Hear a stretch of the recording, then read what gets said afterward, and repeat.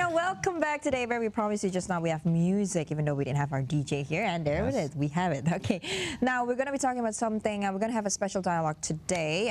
It's about human harvest. Human harvest, that's right. Now, Falun Gong or Falun Dafa is a spiritual discipline from China, founded in 1992.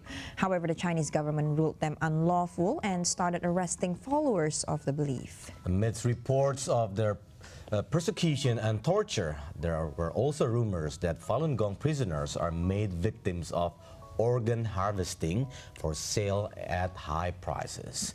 And Canadian filmmaker Leon Lee is here with us today to talk about his movie, Human Harvest, that addresses that issue. Good morning, Leon. Good morning. Thank you for being here. Thank you for having me. So this is your first visit in Indonesia, or? Yes. All right, and he's been here from Monday. Yeah, so enjoying all the food here as well. The food, but later we talk about it. But what's the purpose of the visit anyway? Are you promoting this movie, or? Yes, I'm coming here to meet the local chapter of an organization called Doctors Against Forced Organ Harvesting. They have contacted us and they want to host screenings of the film Human Harvest in Indonesia. Okay, Human Harvest. Harvest. Now I've seen, I've seen the trailer and also read the synopsis of it, and it's very, it has a very strong message towards the China. I mean, how did you start with this issue, basically? I first learned about forced organ harvesting in China back in 2006, and my immediate reaction was complete disbelief. Okay. Disbelief. But then I thought, what if it's true? And I teamed up with two Canadian researchers, David Matus and David Kilgore. When we looked into the evidence of the allegation, I was convinced that this is happening. Then I thought there must be many people who had the same reaction as I did, and it would be a fantastic way to raise awareness by making a film. And 8 years later, we had Human Harvest. So it took you 8 years, including research and the making of the documentary as well, or was it just the research itself? It was from the idea of making this film until we have the film completed. And it took so long because it was so challenging to find witnesses who were willing to speak in front of the camera, in particular patients who had been to China for organ transplants. So you actually went to China to interview those victims? No. Or witnesses? Or? No, because most of the patients are transplant tourists. All right, who tourists. came from outside of China to go to China for transplant surgery. So we initially tried to find people from North America. We got a few people, but by the time we set up lighting and finally ready to roll, they said, no, I don't want to do this anymore. So in the end, we found 3 cases in Taiwan, 2 patients and a patient's relative who were courageous enough to talk about their experience in China. So there were so many patients or witnesses who were reluctant to share it with you on, on TV, basically on camera. But like 8 years, it's very long. So how hard was it for you to get all the, the informations and research enough for your film? How hard was it? It was very difficult, mostly because of the reluctance of all the participants. It was difficult to find doctors who would openly admit that they actually committed mass murder. But in the film, we were able to get eyewitness accounts from a police officer who was in the operation theater when this whole thing happened. We were able to get testimonies from a nurse in the hospital. In addition, we got testimony from potential victims, from patients, and also experts. Fortunately, we had David Matus, David Kilgore, Ethan Gutman, who are the pioneers in the research. So they contributed significantly to the completion of the film. Was it hard to approach these people, though? I mean, to tell them what your idea was and what you wanted to find out, and especially the victims. You mentioned that you did manage to get testimonies from potential victims, right? Was it hard for you to actually approach them? I understand their reluctance to talk about it for many of them. For patients, for example, some had no idea this was taking place. Some didn't want to know. But once they knew, I can see their guilt. I can see that participating in the film actually helped them to find closure. For potential victims, of course, it's difficult to relive the nightmare they had back in Chinese labor camps or detention centers. But we were glad to have a few potential victims who were almost subject to organ harvesting. Most likely, when they had medical tests, they weren't eligible to be a donor. Not healthy enough, we would Yes, say. so that's why they survived. So based on your findings, in terms of number, how bad was it? Like how many cases How many that people actually have happened fallen between victims, 2000 yeah. and until 2005, for example? Because I heard there's a lot of, like, a very huge number in terms of transplantation operation, basically. Yes, in the film, we concluded there were more than 60,000 to 80,000 victims of forced organ harvesting in China. But there was an updated report issued last year by the three gentlemen I mentioned just now. And their estimate put the number of victims in the range of hundreds of thousands. And I think whatever we know now is truly the tip of the iceberg. Okay. I think the real number of victims could be far higher. Now, of course, this issue sends a strong message to people, Yeah. right? And was it? Were you faced with a lot of challenges when you came up with this? Decided to try and find research and make data and make this film. There was certainly a lot of interference Okay. in the process of making the film. But even after the film was made, when we were looking for distribution, attending film festivals, it's very common to have people telling us, we don't want to do this because we fear it'll have repercussion on our business ties with China. Or a film festival director told me stories of officials from the Chinese consulate visiting them, pressuring them not to show the film in the festivals. But anything we can face as filmmakers really is nothing compared to what the victims face in China. But were you experiencing such, Threats. pressure Yeah. from the Chinese, Especially the government or the itself. officials? Yeah. No, not really. Okay. I think they recognized that any pressure they may put onto me personally would only help to promote the film further.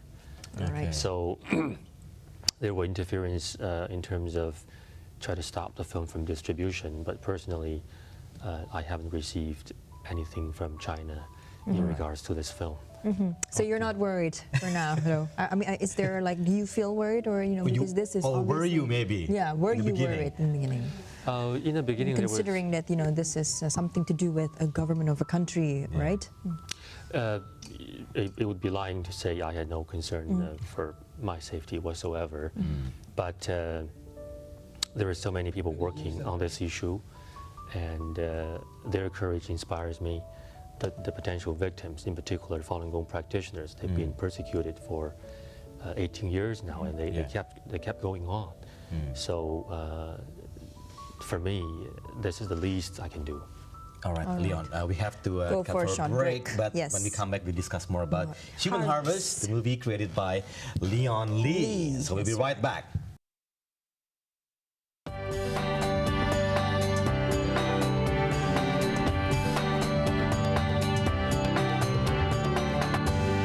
Welcome back, still with Leon Lee here. Yes. So I've seen this, you received like awards for making this movie, like Peabody Award for documentary, AIB Awards, and then Michael Sullivan Frontline Award as well. And how can you explain more about the reaction after you launched this movie? After Human Harvest was released, we received overwhelming positive feedback. The film now has been broadcast in more than 25 countries, seen by millions of viewers, and it's also screened in parliaments worldwide. I was also very glad to know that it's one of the most highly pirated films in China now. Highly pirated Films in China. I actually Okay. meant to ask though, what is the response? Have you ever heard of any response from the people in China itself? Oh yes, we received emails, or when we actually met Chinese people who recently came out of China, they would share stories of how shocked they were after watching the film. And Because they themselves did not know that it was happening in their country. No, because every Right. single media outlet in China is controlled by the Chinese regime, and of course they wouldn't be publicizing anything in this regard. So one of the goals we were making the film was to take the viewer onto this journey so they become an investigator themselves by examining different evidence and reach their own conclusion. And that's why I think for people in China, they were so shocked to see the film, and because it's so compelling. Nobody's telling them what to think. They drew their own conclusion. Okay, that's from China. How about the international reaction towards this movie? Is there any action made by like governments in outside outside of China. basically reacting on this movie? Fortunately, we were not the only person working on this issue. Okay. There are various organizations and individuals, and the combined effort has been very positive. We've seen countries passing legislations banning their own citizens to go to China for organ transplant. We've seen a U.S. House Resolution 343 unanimously condemning China on forced organ harvesting.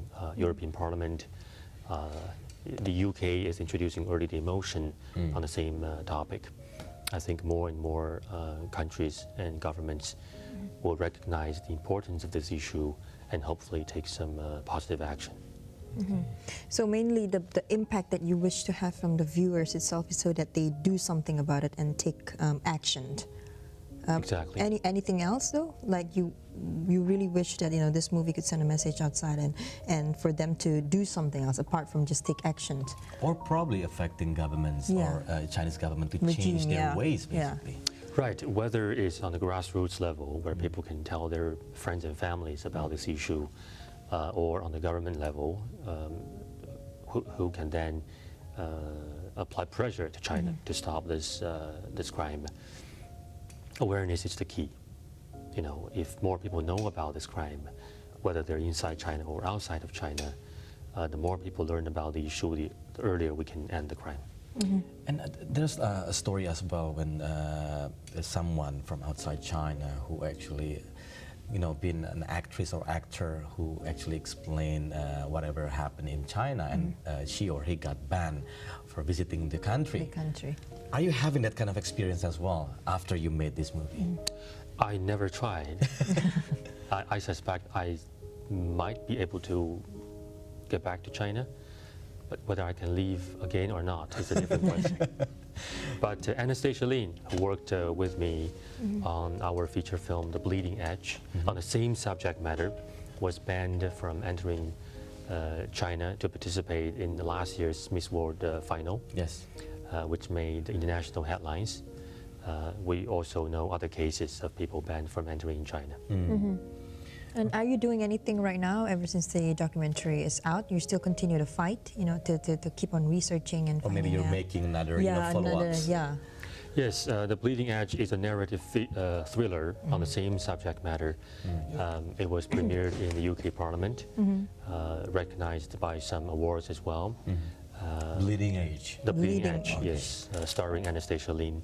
And we had also other documentaries and narrative films in the work, mostly focusing on China issues, which is now my niche. Okay. So, what actually after making this movie, you've been like doing this road trip to several countries. Is there any Asian countries who reacted the same towards your movie? Asian countries, we had a wide distribution in Taiwan.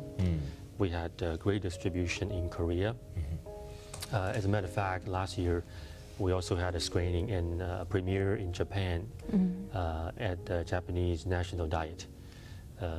And I think we have MPs from 2 or 3 parties participating, and they are also considering introducing a bill in the Japanese Congress to ban Japanese citizens from going to China for transplant. So I guess that's the most encouraging thing, is everywhere we go, people, after watching the film, Are aware. really understand the issue and wanted to do something to help. Okay, and you mentioned about the high number of cases that you found after making this movie, but do you know like how much in terms of value that this kind of business being made in China, basically? Did you find out like how? David made an estimate, it's a $1 billion a year industry. 1 billion. But that was made prior to the updated report last year.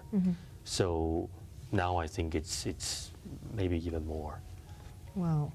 And those are the organs of human organs, yeah, basically. But what's the number one human organ that they normally sell the most? Do you know? Do you do such research? We don't have stats to give an accurate estimate, but I'd say kidney and liver are probably among the top.